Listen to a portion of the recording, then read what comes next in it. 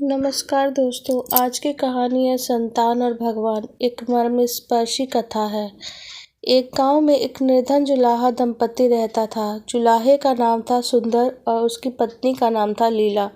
दोनों पति पत्नी अत्यंत परिश्रमी थे। सारा दिन परिश्रम करते, सुंदर सुंदर कपड़े बनाते, किंतु उनके बनाए वस्त्रों को अधिक कीमत नहीं मिल पाती थी। दोनों ही अत्यंत संतोषी स्वभाव के थे। जो मिलता उसी में संतुष्ट होकर एक टूटी फूटी झोपड़ी में रहकर अपना जीवन निर्वाह कर लेते थे। वह दोनों ही भगवान श्री कृष्ण के परम भक्त थे। दिन भर परिश्रम के बाद जो भी समय मिलता वो भगवान के भजन कीर्तन में व्यतीत करते। सुंदर बाबा के पास एक तानपुरा और एक खड़ताल थी। दोनों ही मिलके भजन गाते और सुंदर तानपुरा बजाता, लीला खड़ताल बजाती। फिर दोनों भगवान के भजन में ऐसा खोते कि इनको भूख प्यास की भी चिंता नहीं होती। वे दोनों बहुत ही संतोषी भी थे। अपनी दीनहीन अवस्था के लिए कभी भगवान को उलाहना नहीं दिया और इसी जीवन में प्रसन्न थे।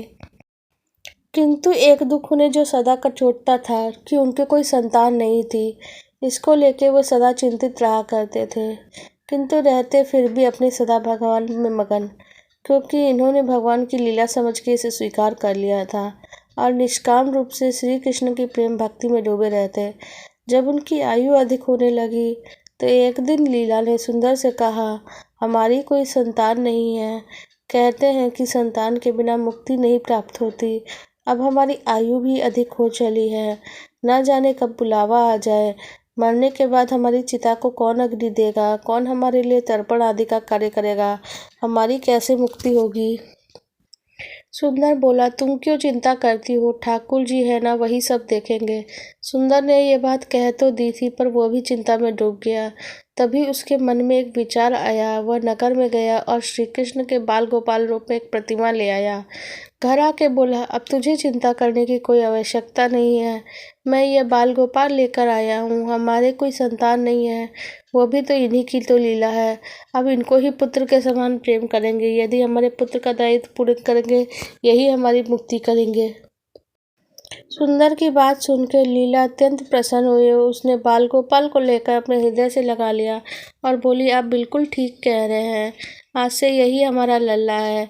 दोनों पति पत्नी घर में एक कोना साफ करके वहां पे एक स्थान बनाया और चौका लगाकर उस पर बाल गोपाल को विराजित कर दिया।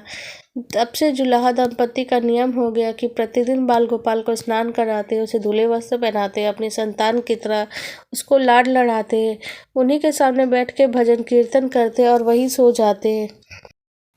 जुलाहा अपने हाथ से बाल गोपाल के लिए सुंदर वस्त्र बनाता, उनको पहनाता। इसमें उसको बड़ा आनंद आता। धीरे धीरे दोनों बाल गोपाल को अपनी संतान के समान ही प्रेम करने लगे। लीला का नियम था कि वह प्रतिदिन अपने हाथ से लल्ला को भोजन कराती, तब स्वयं भोजन करती। लल्ला को भोजन कराते समय उसे ऐसा प्रतीत होता मानो वो अपने ही पुत्र को भोजन करा रही हो। दोनों का निश्चल प्रेम देखकर करुणा निधान भगवान अत्यंत प्रसन्न हुए और उन्होंने अदृश्य रूप में आकर स्वयं भोजन खाना आरंभ कर दिया। लीला जब प्रेम पूर्वक बाल गोपाल को भोजन कराती तो भगवान को प्रतीत होता मानो वो अपनी माँ के हाथों से भोजन कर रहे हैं। उनको लीला के हाथ से प्रेम पूर्वक भोजन मिलने वाले हर कौर में माँ का प्रेम प्राप्त होता। लीलाधारी भगवान श्री कृष्ण स्वयं माँ की लीला में वशीभूत हो गए, पर वो लीला कभी ना जान पाई कि स्वयं बाल गोपाल उनके हाथ से भोजन कर रहे हैं। एक दिन बहुत अधिक कार्य होने पर लीला बाल गोपाल को भोजन कराना भूल गए। गर्मी का समय था। भरी दोपहर में दोनों पति पत्नी कार्य करते करते थक गए और बिना भोजन किए ही सो गए। उनको सोए हुए कुछ देर ही हुई थी कि उनको एक आवाज़ सुनाई दी, माँ, बाबा, मुझे भूख लगी है। दोनों हड़बड़ा के उठ गए। चारों ओर देखा, आवाज़ कहाँ से आई, किंतु कुछ दिखाई नहीं दिया। तभी लीला को स्मरण हुआ कि उसने अपने लल्ला को भोजन नहीं कराया। वह दौड़ के लल्ला के पास पहुंची तो देखा बाल गोपाल का मुख कुम्हलाया हुआ है। इतना ही देखते ही पति पत्नी दोनों चरणों में गिर गए। दोनों में आंसुओं की धार बह लगी। लीला तुरंत भोजन लेकर आई। न जाने कैसा प्रेम उमड़ा कि लल्ला को उठा के गोदी में बैठा लिया और भोजन कराने लगी। दोनों पति पत्नी सोते जागते, रोते जागते और लल्ला को भोजन कराते जाते हैं, साथ ही बार बार उनको अपने अपराध के लिए क्षमा मांगते जाते। ऐसा प्रगाढ़ प्रेम देख के भगवान खुद अत्यंत द्रवित हो गए। अंतर्यामी भगवान श्री हरि साक्षात रूप में प्रकट हो गए। भगवान ने अपने हाथों से रोते हुए माता पिता के आंखों के आंसू पोंछे और बोले, प्रिय भक्त, मैं तुम्हारी भक्ति और प्रेम में अत्यंत प्रसन्न हूँ। तुम जो चाहो वर मांग लो, मैं तुम्हारी प्रत्येक इच्छा पूरी करूँगा। न सुनते ही दोनों भगवान के चरणों में गिर पड़े, बोले, दया निधान, आप हमसे प्रसन्न हैं तो स्वयं हमारे सम्मुख उपस्थित हैं। हमारा जीवन धन्य हो गया, इससे अधिक और क्या चाहिए। इससे अधिक तो किसी वस्तु का भला क्या महत्व होगा। आपकी कृपा हम पर बनी रहे, बस यही कृपा करें। तो श्री हरि बोली, यदि तुम चाहो तो मैं जीवन में संतान के अभाव को समाप्त करके तुम्हें एक सुंदर संतान दे दूंगा। इतना सुनते ही सुंदर और लीला व्याकुल होकर बोले, नहीं भगवान, हमें संतान नहीं चाहिए। इसका उत्तर सुनकर भगवान बोले, क्यों? उन्हें जीवन में संतान की कमी पूरी करने के लिए तो मुझे घर लेकर आए थे। यह सुनकर वो बोले, प्रभु, हम भय हैं, अगर हम संतान हमें प्राप्त हो गई तो उसका मोह उस संतान के प्रति बढ़ जाएगा और हम आपकी सेवा नहीं कर पाएंगे। उनका प्रेम और भक्ति से भरा उत्तर सुन के करुणा निधान भगवान करुणा से भर उठे। स्वयं भगवान की आंखों से आंसू टपक पड़े और वो बोले, हे मैया बाबा, मैं यहाँ आया था आपके ऋण को उतारने के लिए, परंतु आपने मुझे सदा सदा के लिए अपना ऋणी बना लिया। मैं आपके प्रेम का ये ऋण कभी उतार ही नहीं पाऊंगा। मैं सदा सदा तुम दोनों का ऋणी रहूंगा। मैं तुम्हारे प्रेम से अत्यंत प्रसन्न हूँ। तुमने अपने निर्मल प्रेम में मुझको भी अपने बंधन में बांध लिया है। मैं तुमको वचन देता हूँ कि आज से मैं तुम्हारे पुत्र के रूप में तुम्हारे समस्त कार्य पूर्ण करूँगा। तुमको कभी संतान का अभाव नहीं होने दूंगा। मेरा वचन कभी असत्य नहीं होता। ऐसा कह के भक्त वत्सल भगवान बाल गोपाल की प्रतिमा में विलीन हो गए। उस दिन से सुंदर और लीला का जीवन ही बिल्कुल बदल गया। उन्होंने काम धंधा छोड़ दिया और सारा दिन बाल गोपाल के भजन कीर्तन में उनकी सेवा में ही व्यतीत करने लग गए। न उनको भूख सताती, न प्यास लगती। सभी प्रकार की इच्छाओं का तो उन्होंने पूर्ण त्याग कर दिया। सुंदर कभी भी कोई कार्य तो करता है तो केवल बाल गोपाल के सुंदर सुंदर वस्त्र बनाने के लिए। उनके सामने कोई परेशानी आती तो बाल गोपाल तुरंत ही बालक के रूप में उपस्थित हो जाते और उनके समस्त कार्य पूर्ण करते।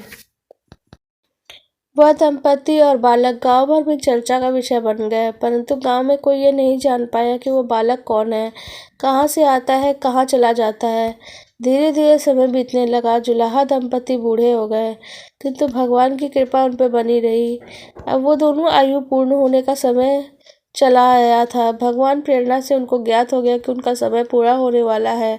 एक दिन दोनों ने भगवान को पुकारा। ठाकुर जी तुरंत प्रकट हो गए, उससे अपनी इच्छा जाननी चाहिए। दोनों भक्ति भगवान के चरणों में प्रणाम करके बोले, हे नाथ, हमने अपने पूरे जीवन में आपसे कुछ नहीं मांगा। अब जीवन का अंतिम समय आ गया है तो आपसे कुछ मांगना चाहते हैं। भगवान बोले, निसंकोच अपनी इच्छा कहो, मैं वचन देता हूँ कि मैं तुम्हारी प्रत्येक इच्छा को पूर्ण करूँगा। तब बाल गोपाल के अगाध प्रेम में डूबे उस वृद्ध दंपति ने बोले, हे नाथ, हमने अपने पुत्र के रूप में आपको देखा है, आपकी सेवा की है। आपने भी पुत्र के समान ही हमारी सेवा करी। अब समय आ गया है जिसके लिए कोई भी माता पिता पुत्र की कामना करते हैं। हे दीनबंधु, हमारी इच्छा है कि हम दोनों पति पत्नी के प्राण एक साथ निकले। हे दया निधान, जिस समय प्रकार पुत्र अपने माता पिता की अंतिम क्रिया करता है, उनको मुक्ति प्रदान देता है, उसी प्रकार परमेश्वर हमारी अंतिम क्रिया आप ही अपने हाथों से करें और हमको मुक्ति प्रदान करें। श्री हरि ने दोनों की इच्छा पूर्ण करने का वचन दिया और बाल गोपाल के विग्रह में विलीन हो गए। आज अंत दिन वो आ पहुंचा जब प्रत्येक जीव को अपना शरीर छोड़ना होता है। दोनों वृद्ध दंपत्ति बीमार पड़ गए। दोनों ने भक्ति की चर्चा गांव भर में थी, इसलिए जब गांव के लोग उनके हाल जानने झोपड़ी पे पहुंचे तो दोनों का ध्यान तो श्रीहरि में ही रम चुका था। उनको नहीं पता कौन आया कौन नहीं आया। क्या पता कोई आया भी है, नियत समय पे कोई चमत्कार हुआ है। जुलाहे की झोपड़ी में एक तीव्र अलौकिक प्रकाश भर उठी। वहाँ अनुपस्थित उपस्थित समस्त लोगों की आंखें बंद हो गई। किसी को कुछ नहीं दिखाई पड़ा। कुछ तो लोग झोपड़ी के बाहर भी आ गए और कुछ वहीं धरती पे ही बैठ गए।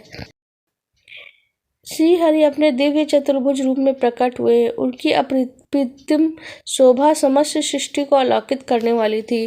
वातावरण में दिव्य सुगंध भर गई। अपनी मंद मंद मुस्कान से उन्होंने अपने भक्त माता पिता की ओर देखते रह गए। उनके दिव्य रूप को देख के दोनों वृद्ध अत्यंत आनंदित थे।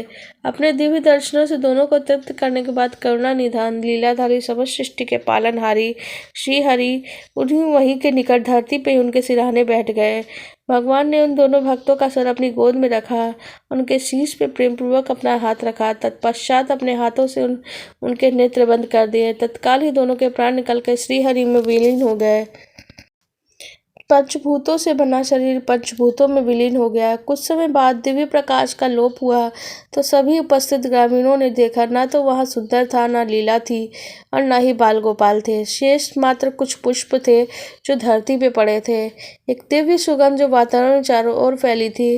विस्मित ग्रामीणों ने श्रद्धा से धरती को नमन किया, उन पुष्पों को उठाकर शीश से लगाया और सुंदर लीला की भक्ति और गोविंद के नाम का गुणगान करते हुए चल दिए उन पुष्पों को श्री गंगा जी में विसर्जित करने के लिए। भक्त वो है जो एक क्षण के लिए भी विभक्त नहीं होता, अर्थात उसका चित्त ईश्वर में अखंड बना रहे, वो भक्त कहलाता है। सरल शब्दों में भक्ति के अंतिम चरण के अनुभव वाले करने वाले को ही भक्त कहते हैं।